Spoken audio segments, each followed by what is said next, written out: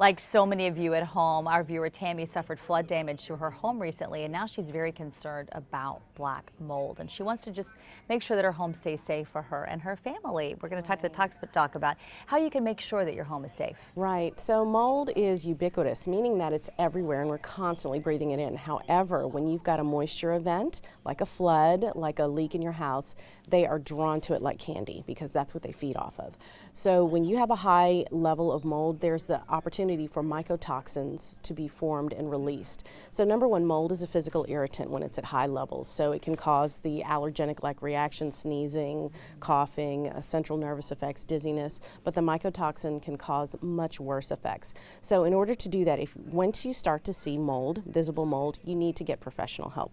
Because when people disturb it, even the slightest bit, it aerosolizes so easily and you get a really high exposure. So make sure you have a company that knows how to remove it, and remove at least 14 inches past that last visible point of mold, because there's invisible mold that's still growing, and if you just cut right around, that visible mold, then a few weeks later it can return.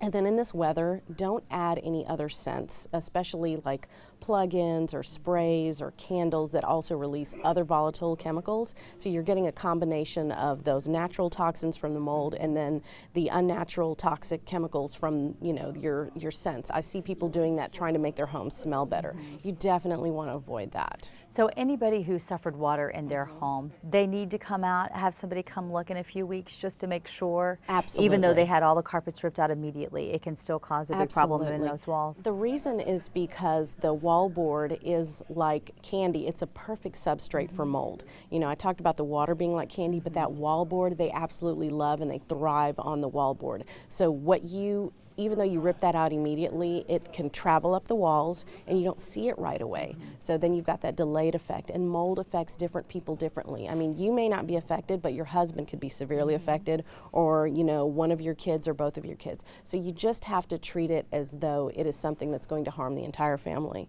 because you don't want a situation where someone gets sick months or years later. And it can cause very, very serious Very problems. serious damage, very serious permanent damage. All right, thanks Dr. Khan-Mayberry. Thank you.